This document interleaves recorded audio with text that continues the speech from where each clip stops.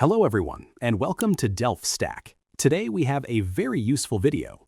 If you were trying to open Microsoft Teams and keep getting a frustrating JavaScript error pop-up that completely prevents the app from starting, I will show you exactly how to clear the corrupted background files and fix it right now. Let's get started.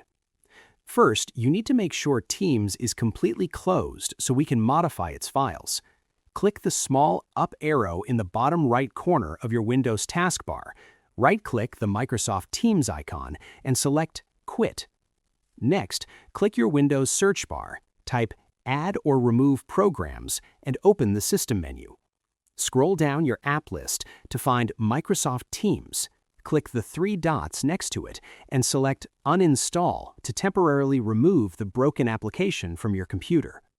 Next, we need to manually delete the hidden corrupted JavaScript cache files that get left behind after an uninstall. Click your Windows search box, type exactly %appdata% and enter. When this hidden folder opens, double-click on the Microsoft folder to open it. Scroll down until you find the Teams folder, right-click it, and completely delete it. Finally, we need to check one more hidden location. Press the Windows key and the R key at the same time to open your Run dialog box.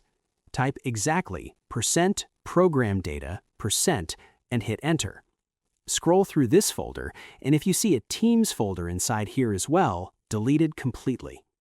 Once those corrupted folders are gone, simply go to the official Microsoft website, download a fresh copy of Teams, and install it to permanently resolve your JavaScript error. I hope you found this guide helpful. If you did, please give this video a thumbs up, share it, and subscribe. Thanks for watching.